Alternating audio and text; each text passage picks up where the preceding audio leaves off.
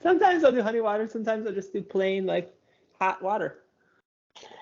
Yeah, I get what you're saying. Like, I guess during the cold times that I'll have more like hot drinks. Like I'll have typically like a second coffee when like in the summertime I might not have one, or like I'd have an iced coffee, and then I'll have like maybe like a hot tea or decaf like later in the night type stuff. So that does make sense. It's probably. Oh. No, ask you, buddy. Sorry, I cut you off. No, I was gonna say. I think it's just our natural habitat being with the seasons to, get some warmth in you, I guess, if that makes sense. So. Yeah, for sure. Yeah, makes will keep the house at like 60 degrees. So like my fingers just like stop typing after a while. So I'm just like, I warm up a nice warm beverage. Yeah. Like, oh gosh. Please. You need those fingerless gloves. You get the fingerless gloves, so at least like your the tops of your fingers are out at least, so you can still type fine. Or so ridiculous. Get one of those hoodies that have like the holes in the thumb where it's like higher up on your hand. I remember that was like the craze in our school was people would cut like holes in their hoodie like arm sleeves so they'd be able to put their thumbs in them. I never got like that trend. I don't know. Yeah, I never did that. So, I mean, I know I think I do have a sweatshirt that might have it on there, but I usually don't use it. Most of the time, arm sleeves on like clothing are like short on me anyway. So like when I'm stretching my arm out, you could tell like it doesn't reach my end of my arm anyway. So. You just Bill Belichick it, I hear. You just cut off your sweatshirt sleeves and you just like raw dog it on like 18-degree days in Chicagoland. Yeah, I'm trying to get there, buddy. But see, the thing is, like today, I think this morning when I was walking the dogs, it said it felt like 7 degrees. I was like sweating out there. I mean, dude, like I said, the coat I bought is like crazy insulated. It's really nice. So, but yeah. The only problem areas I have is like sometimes I'll wear like crappy gloves, so like my hands and my face tend to get cold, but like everything else is like pretty much warm. So nice. That's hey, just so you guys know, I'm still taking morning walks every single day. So people are like, okay, Antoine, you're doing morning walks. You're in Arizona. You're a soft kid, and then now I'm back and now I gotta say, what's your excuse? So true. I remember I tweeted this last year. I said, if you're not doing morning walks, you're not doing yourself like a justice. Follow me on Twitter if you don't already. It's my full name. I know Roman's on there, but he didn't see that. But like someone said, like, oh, you don't live in Chicago anymore. You can't say that. And then little do they know, like, well, obviously they don't know me that well that I'm moving back and whatnot. But like, I'm doing them every single day, and I'm not waiting till it gets to the warmest time of the day. I'm doing it like first when I wake up. So that's awesome, buddy. Oh, no, I'm really proud of you. I've been better about it recently. Like I went for a nice walk today, but my step count's been way down. Like if I get to 10,000 steps, I'm usually pretty happy. But I probably average like between 6,000 and 8,000. But you're right.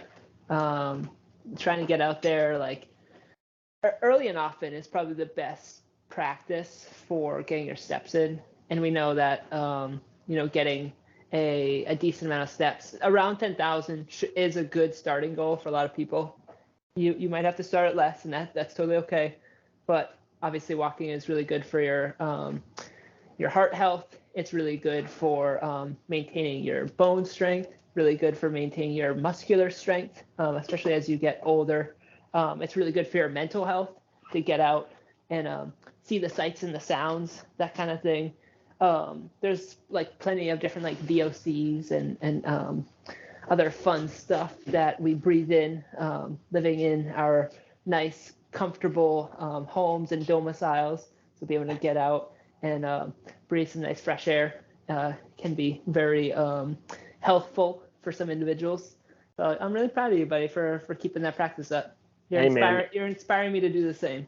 Hey, nothing's stopping me, dude. It's what like I said, we got to practice what I preach. And I think the best way to like I said, it doesn't matter where you're at. I mean, even when if it's like, cold or not cold, like I feel like, there's just so much of a benefit. And also too, what's nice about like being a walker in this time, like there's just not that many people out there, and it's like pretty peaceful. It's like pretty quiet. Obviously, you get people going to work and like driving and whatnot, but like most of the time, compared to like the summertime, at least you don't have to deal with like seeing millions of people like in the morning, because most of the time in the mornings in the summertime, it's a little bit more busier. People are walking because it's summertime. It's nice outside, so I like it because it's actually like pretty quiet. My wife would probably beg to differ because she knows I like never stay quiet and I'm always talking my ass off. So shout out to all the people out there that can't keep their mouths quiet even like first thing waking up. So yeah. No, I appreciate seeing people out walking, because it's like, I believe that they're like. Well, yeah. For, I mean, I know that. I'm just saying, like generally talking, like it's like less busy when you're walking like in the wintertime than it is the summertime. Yeah, for sure. But like as an example, my partner and I were on a walk today, and we saw another young couple. So I was really stoked. I was like, all right, cool, nice. Like it's not just us that like utilizes this resource. There's like a beautiful nature preserve that is right down the street from me. So I'm very blessed and very lucky in the part of the country that I live. Yeah. Hopefully, I get to see it one of these days, buddy. That'd be nice. Yeah, heck yeah. Next summer. Right?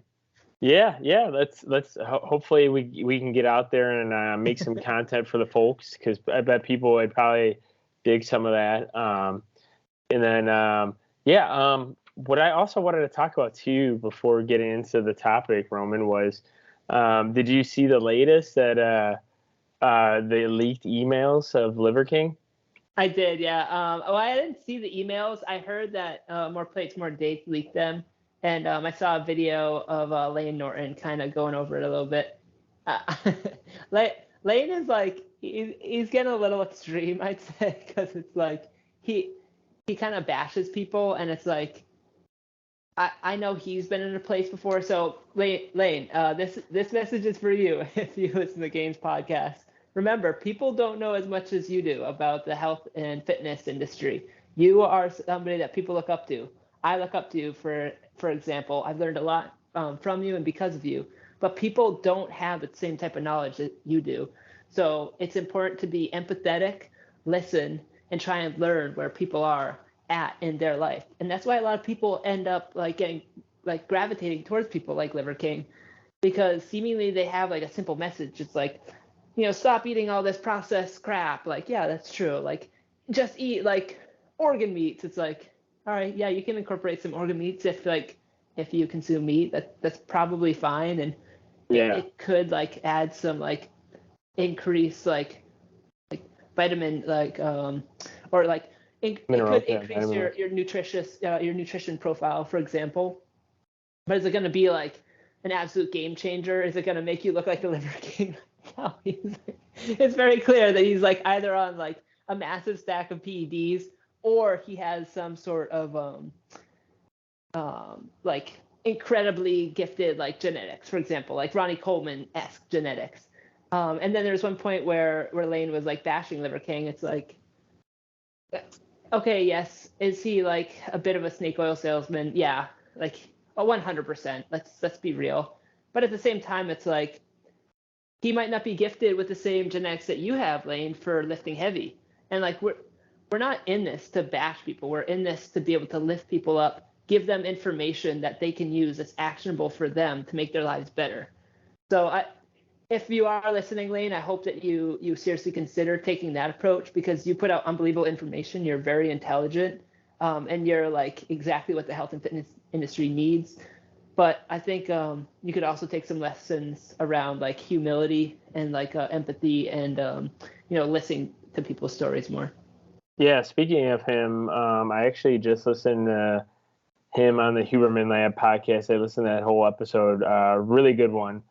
If you guys haven't checked it out, check out the Andrew Huberman with Lane Norton as a guest. It's really nice to have both of them collide and like combine their ideas and thoughts.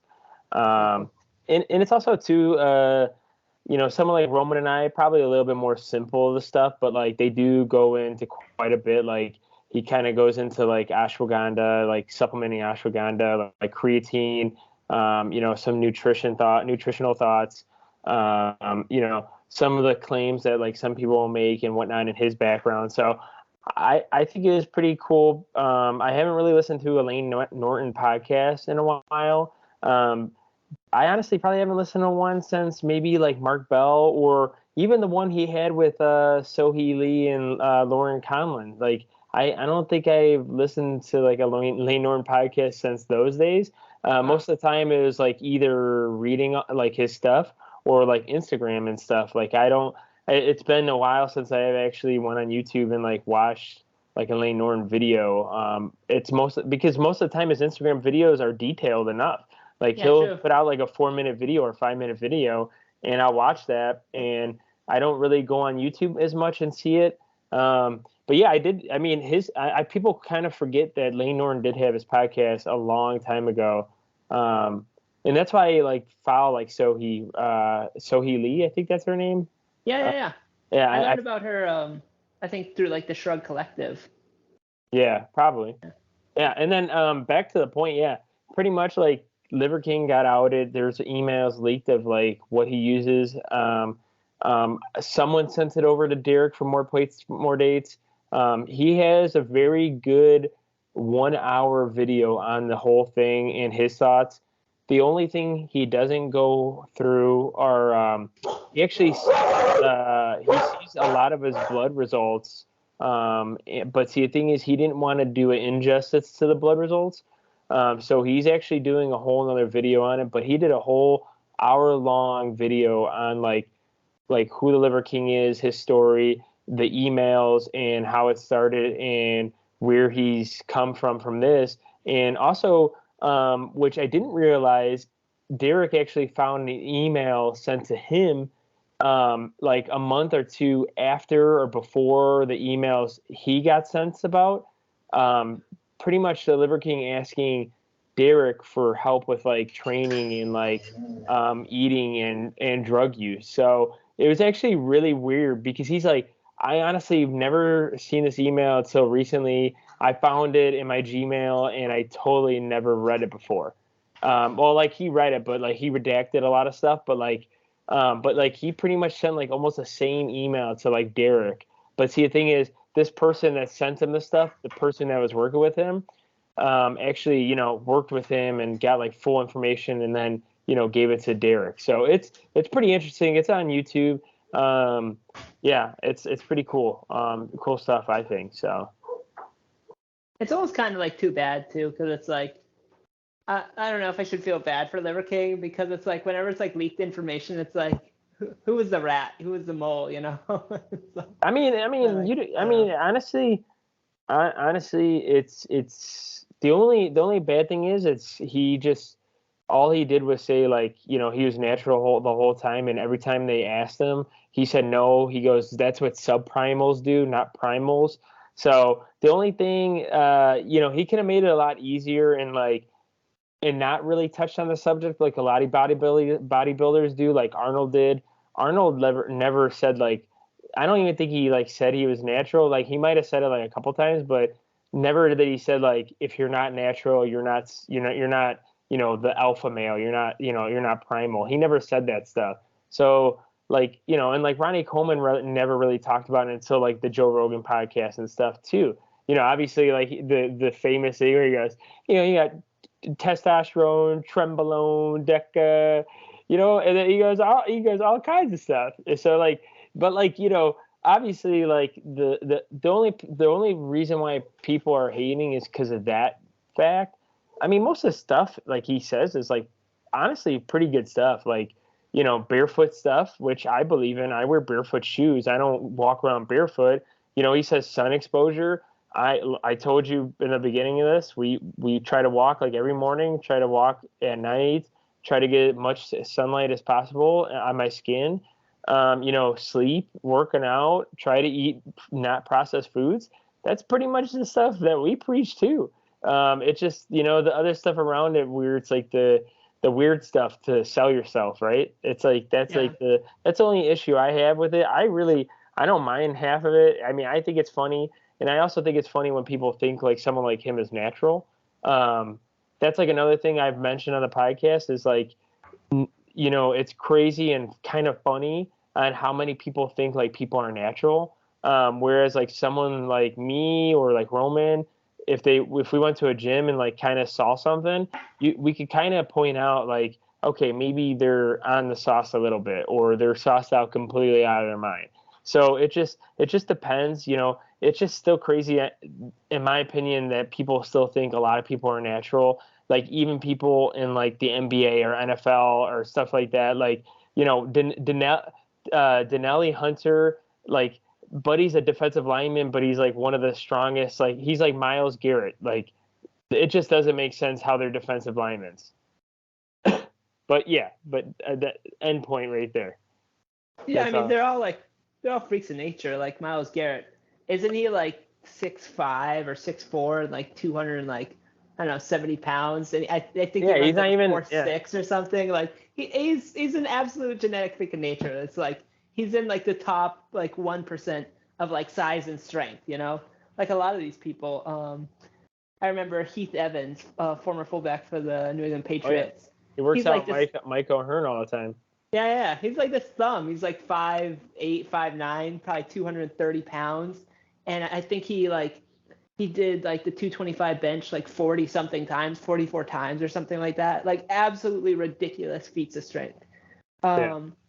So yeah, I mean like these are people that like are in the elite of the elite, but do they probably also, a lot of them, I can't say like a majority, but do a lot of them use performance enhancing drugs? Like 100%. Whether it's their trainers saying, like in the Julian Edelman situation, like, hey man, like if you try and go like the typical route, this injury could take like 8 to 16 weeks to heal, or you can take a little bit of GH and you could be back in like 4 to 8 weeks. Yeah. Like you want to come back, you want to compete, especially if you love the sport, you want to come back. So in a way, we might have talked about this, and I know we're going on a tangent, but I think it's an important point to address. In a way, I think that we're kind of in the perfect place with steroid use in sports, because it's not totally like okay to use it, right? Like people still like, oh my god, like Jose Canseco used like steroids, Mark McGwire used steroids, like people still say that kind of stuff. And I think it's kind of annoying because it's like I don't discredit any of those guys. Oh no, yeah, Barry Bonds, like that's insane. That guy hit over 700 home runs, right? Like, yep, and they've discredited all his name everywhere. So yeah, which is kind of too bad, right? Because it's like, come on, what are you trying to say? Yeah, like, well, and also like does it, but and also someone they probably look up to Aaron Judge and they're like, oh, he hit the American League record, but do you guys not think like he's not sauced up? Oh yeah, to the like gills. I'm just saying, like it's like crazy. It's like if he doesn't have like a career like Barry Bonds, they probably won't look into it. But if he does, then we'll see. I mean, it's like kind of weird because like if he could have the potential to do like something like that, like Barry Bonds or like whatever. I mean, I don't even know who the home run records people are anymore, to be honest. I know, yeah, seriously. Hank Aaron, I think is still up Hank there. Aaron, that's who I was thinking of. Yes. God, baseball is like so out of my league now. I don't like.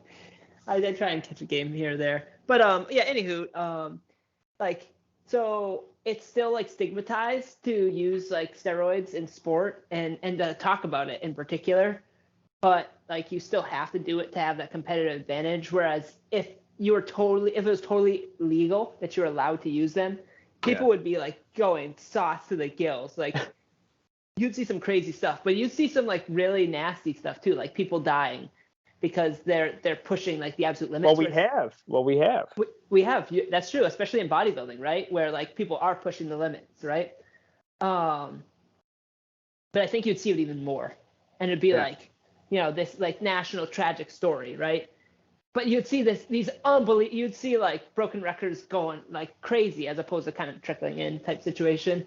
And then if it's completely illegal, like if you had like some sort of comprehensive Derek for more plates, more dates.com testing protocol, and people like stopped taking them, like the home runs per season would go from like 50 something for the leader to like 20 something or 30 something. And for football, it'd be like much less like hard hits and whatnot. And like quarterbacks wouldn't be able to throw the ball as far, or they'd be getting injured so much more so. And we'd be looking at like third and fourth string people, practice squad people playing towards the end of the season. Like in hockey, they'd be like skating less fast, like all this crazy stuff. You'd see like this total decline in sport performance. So I think we're kind of in the perfect zone where it's like still slightly stigmatized, so people still use it, but they're not blasting like to the absolute gills. At least like everybody isn't. I'm sure some people are abusing it like quite extensively. But it's also not like the leagues they don't actually care. They might like pop somebody if they're, acting up and they're not like towing the corporate line. They might pop them because they're trying to teach them a lesson. So unfortunately, I think we're kind of in the perfect place with steroids in sport right now. What do you think about that, buddy? Yeah, I mean, I honestly, like I said, I probably said it before, or where I haven't, but like I'm totally fine with either way. The only time I'm just not fine is just like what he's getting, like what Brian Johnson's getting discredited for. It's like, hey, like because you do it, like cool. Like obviously we all knew you did, or most of us did. But like the fact that you just like kind of like crap on the one side of things, then you kind of just leave yourself to that notion where it's like, well, you just like kind of lost credit to a lot of people. People who obviously aren't smart in like the fitness world, where they're not going to know if you're natural or not. Now they're going to be like those people about what Roman was saying earlier about like, oh, Mark McGuire, Barry Bonds, they're all on steroids. That's it. And I've seen it on Twitter already. I've already seen like people on, like when DeAndre Hopkins, the wide receiver for the Arizona Cardinals, got popped in the beginning of the season for taking PEDs.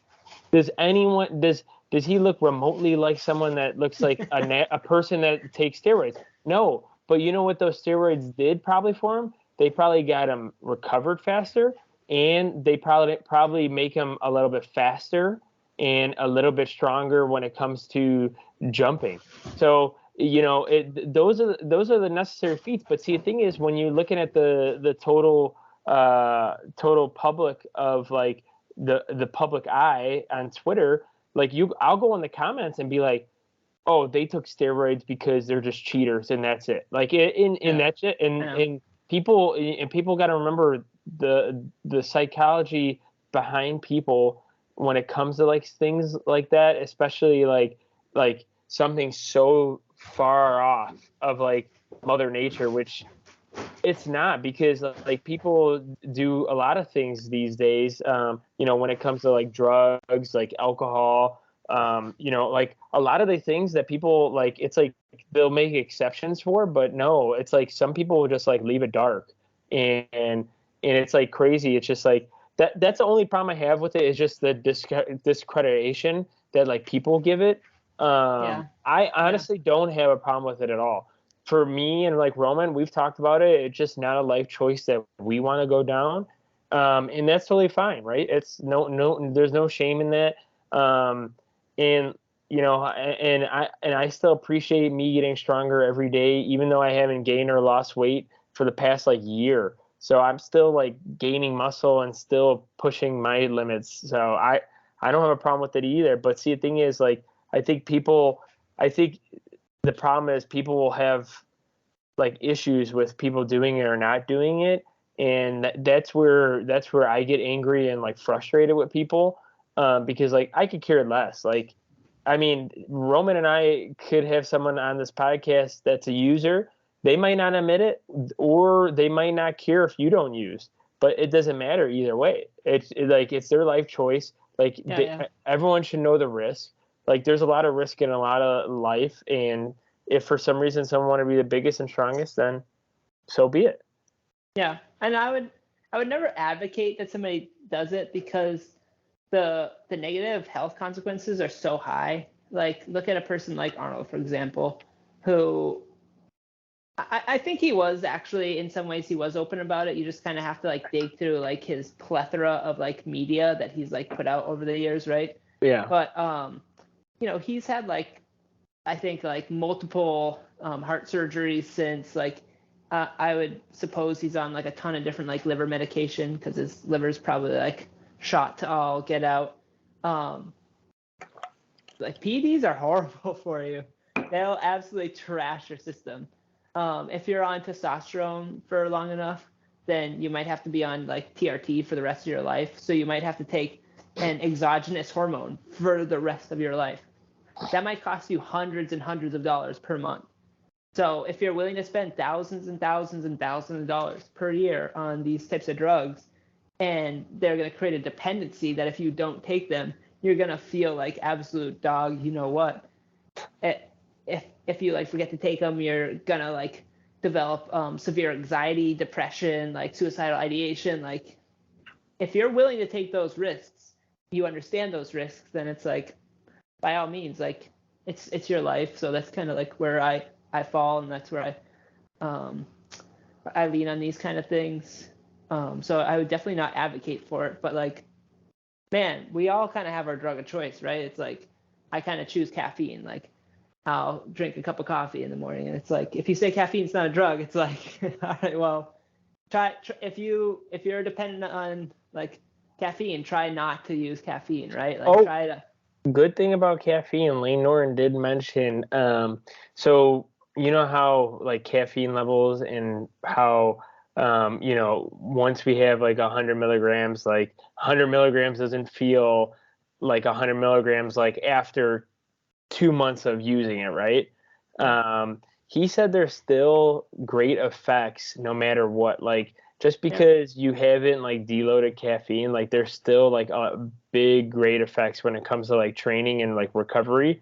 And I thought that was like pretty cool because like I thought like the potency of like caffeine would kind of just like kind of calm down after like keep taking it. And and I've done like caffeine cleanses where I'll just like take a couple days off, because Lane Norton says like all you need is like 3-4 days and you're like good. And then your body should reset. But like he said, yeah, I mean, the people who've been doing it and didn't take a break, you still seek the benefits of caffeine. So Yeah, for sure. And like, I'll do the same thing. I do it more for like the mental benefits. Meaning that it's like, I seem to be very sensitive to caffeine, that if like I have an energy drink, like I can feel like my anxiety levels kind of creep up. I'm just like more anxious about things. Like, I might be like more alert, but my alertness is like almost on the verge of like paranoia. So that's like my own thing with caffeine. So like, I'll try to like keep my daily consumption to probably like around 150 milligrams or less per day. And usually it's just like a cup of coffee. This is like a small cup. And then like if I have more, I'll like literally fill it up to like where the goose's feet are. Like, that's how much I'll allow myself in a day. And that's it. No more. So it'll probably end up being like 10 to 12 ounces of decently strong coffee. I make it in like a coffee press. But this is a perfect segue into what we're going to chat about today. But we might have to put I was just saying we're like a minute. We have like a minute left. So next week, folks, we're going to talk to you about smart caffeine consumption and what you can do to maximize the benefits of caffeine and reduce the downsides. Hey, I like that. It's like a continue on this episode type deal. Come into this next episode. So, but yeah. Thank you guys for tuning in. Please follow us on Instagram and YouTube. We've been posting quite a bit on Instagram, and I keep saying this, but I gotta just do it. I'm gonna try to post more videos on YouTube. I just gotta find my camera again, and then just if you guys have any ideas. I know I owe everyone a video. Some people reached out after making that RDL post, like, hey, what are some of the cues and what are some of the like situations? I know we talked about it on the podcast, but I'll probably put out a video on Instagram on that. And then like our Instagram post, please share them with your friends. Subscribe to the YouTube channel. and make sure you like and subscribe. Thank you guys for coming in and seeing this. We'll see you on the next one. Peace.